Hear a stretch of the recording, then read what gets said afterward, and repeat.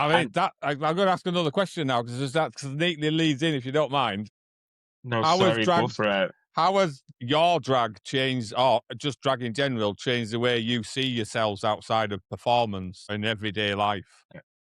Yeah, okay. For me, Yeah, go on, Jordan. sorry. Yeah, for me, I think that Jordan is a more confident person because of Madame Jo. I think me as a person wouldn't have found my community without Madame Jo. So I feel part of a community, I feel more confident. And and through drag I've met my best friend as well. Like that, listen, that's like going to Tesco and becoming best friends with a cashier beside you. And that is a more common experience. But for me and Divine to be the predominant drag artists within Dumfries and Galloway, we didn't have to become friends through this, but it just so happened we had so much in common and that we had such a strong connection that through it we've become best friends.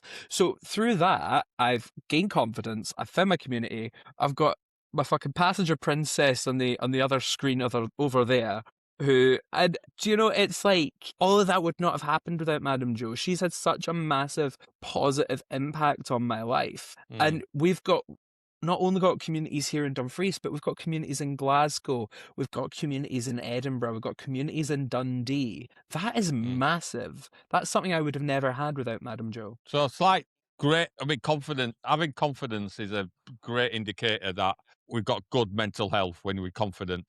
It's not 100% mental health, but it's better than it could be without confidence, because when you don't have that, well, it's just a nightmare to deal with, because you're always forever just doubting everything and you can never make a judgment or anything. So it's good to hear that. And what about yourself, Dylan? Do you think that's the case with you? Yeah, I think I would agree to, yeah, there's things about drag that have made me like more confident in myself, or that have informed things about myself. I think drag for me has been like a massive avenue to like talk about things about myself that I wouldn't normally talk about. Like I'm like really, as someone who's like a like writer as well, I never really knew what my avenue was going to be when it came to like writing things, because I did a screenwriting masters, and I've always done like writing for performance, and I never knew what the kind of like avenue for that would end up being. But it turned out that it was drag and like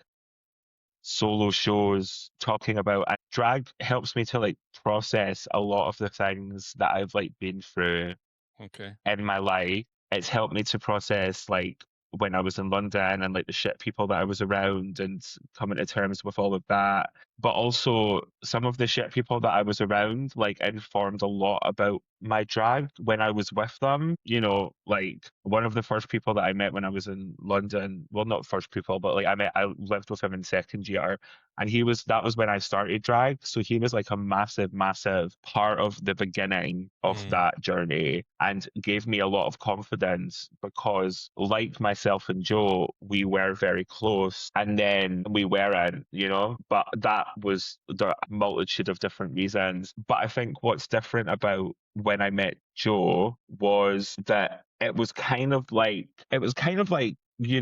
two sheets passing in the wind. No, it was like it was quite a beautiful thing, I think, like when we first started hanging out and we first started talking to each other on a level that like wasn't just about drag. Do you know what I mean? Because like we'd met each other before, and we did the Pride thing, and we did Joe came to Club Queer. He loves to tell me that he never got booked for it. No, It's okay, I got booked for the bigger one. you did. You absolutely did, yes. And now look at you. No, but like it started like we knew each other up until a point, and then like it wasn't until I kind of like moved back home that everything started to snowball into be like, oh yeah, we have so much in common, and it was really nice to like have someone to just like constantly like annoy and talk to and be able to talk to about anything. So I think that's where it's different, and I think that's having someone that's also a drag artist. We share the same experiences. We literally share the same experiences about everything. We're like as similar as two people can be. Like, do you know what I mean? But then but there also are like differences, which are really important as well, Yeah. Like we're two people with two very different experiences, two very different, well, not necessarily different upbringings, but like different ways that we navigated like socially. Mm-hmm. So I think drag has like had a kind of like profound effect on my mental health because I like talk about things a lot more than I used to now. And it started, you know, I'm like deep, but also I had like a really big struggle a couple of years ago with somebody else, and it sent me into like a really, so I waited a year to get therapy after this situation has happened, but it happened. Actually, I'm thankful that it happened, and I never thought I would say that, but I'm thankful that it happened because I like would never have discovered a lot about myself through therapy had that not have happened to me. I mean, I still think they're a cunt, but like, it's that Two kind of things thing can where it's exist at the like same time, girl. Two Yeah. things can two things exist at can the same exist. time. Two things can you know, exist at the same time. that's Yeah. one thing I've learned for all the years of therapy that I've still have, as I mentioned, is you can either be a victim of problems that have happened in your life, and then you will always suffer, or you can be a survivor. And there's two distinct things. And the survivor will look at those bad things and use it as a learning point. Although I spent many years being a victim because of terrible things, like my childhood was terrible. But then you become a survivor, and you look, right, okay, that's a terrible thing objectively, but subjectively, now that I've learned how to cope with the emotions and the feelings, that's a good thing for me. It's a sort of diving off point where I can go, right, okay, that's made me, now that I understand it all, I pulled all the layers back, it's cleaned all the wounds, put the layers back together again in a nice way, and it's healing properly. That's how I am who I am. And so a lot of people don't know who they are, why they're at, and it's a struggle. If you can look back, Dylan, and go, this is yeah, they're a cunt, but that's helped me be who I am and where I'm at today. That's a better thing than maybe 3 years ago, where something terrible had happened to you and you fall apart and not be able to process it and cope with it. Yeah, I mean, for years, you know, like the really shit thing that happened in my life was when I was 16, and that was like over a decade ago now, about 12 years ago. But like it was kind of through the situation that happened a few years ago that kind of forced me into therapy, really, because I needed that. And obviously, it wasn't until earlier this year that I actually got therapy. Well, end of last year, started this year, that I started to actually like get appointments for, you know, talking therapy. And I had 8 sessions, and like I learned so much about myself. But I learned so much about myself via what had happened when I was a teenager. Do you know what I mean? So I think, yeah, I think there's that, and it's like, you know, I think to have drag alongside all of that has just been like kind of wonderful at the same time, you know, because there's been so many times where I've been like, do I just like pack it all in? Do you know what I mean? Like, and I honestly, there's been so many fucking times because, like, you know, I quite often like really don't like this scene, not here, but like other scenes, right? And I just like I have a lot of opinions about it, but we're not getting into that. But the point is, right, is that I kind of just value drag now as something that has done so much for my life, and also through my drag has done so much for other people. Like, it's never lost on me how special putting on events is for other people. Like, after people telling me how much it means to them, and people telling me how much mine and Joe's shows mean, or like obviously like back in the day with like Club Queer and all that, like it's not lost on me. And I don't think and for that reason alone, I don't think I'll ever stop doing drag ever in my life. I really don't. Thankfully. Because it, hallelujah. I need another celebrity to call me to open for them, and then it'll be fine. Maybe Lady Gaga, Beyonce, I don't know, someone. No, You're going to go and open for Peaches Christ. You are opening again. I'm opening for Peaches Christ. I don't know if you know who Peaches Christ is. Oh no, I'm 52, so I have no idea. Oh, you She's should like- know, because she's old as fuck. Is she? She actually, I'm going to have to. I will Google. Ian will know. I don't know. she's like RuPaul level of drag queen. Exactly. She made her name for herself before the reality TV part of drag ever came into existence. Right. Yeah. She's an absolute cultural icon. She's phenomenal. Right. Cultural icon. Peaches. Yes, that's her and name. Divine That's her is name. very lucky and very, very, very But have a look at special that. to be going and opening for someone as awesome as Peaches Christ. Well, yeah, Genuinely. thank you. And that is a good. I mean, you are talking to a minor celebrity anyway, because obviously I've been with Miss Hooley and Victor on the telly. So thank yourself, lucky. Ooh, I love that. Yeah, I love that. What is the? No. Did she tell you what is the story of Balamory? Because I would like to know. I have no idea because I didn't ask that questions. We just swam and ate cake and fish and chips. What That's all kind we of did, really. podcaster is not asking the the burning questions, Brian? The Oh, burning she's not been on the. questions. She's not been on the podcast yet. This is where I filmed with her. We did the film, so you're not wild Yes. swimmers, so you might not know that. But that was. How do I'm you just- know I'm not a wild swimmer, Brian? Are you a wild swimmer? No. Do you want to come wild swimming with us? I am trying to get lots. Do you know I it's actually great for love mental swimming. health? Yeah, What the fuck There's- is wild swimming? just Swimming going in the wild. sea. So no Oh, swimming like in pool. the.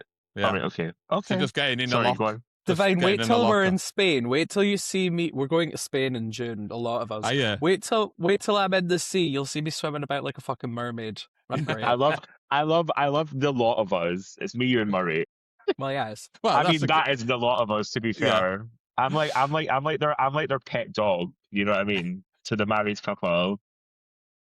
So I'm just going to do a Mamaroo question to end it all. Oh gosh. Okay. So if you could speak to your younger self before drag, before confidence, what would you say about identity, acceptance, and mental health? Fuck me, Jesus Christ.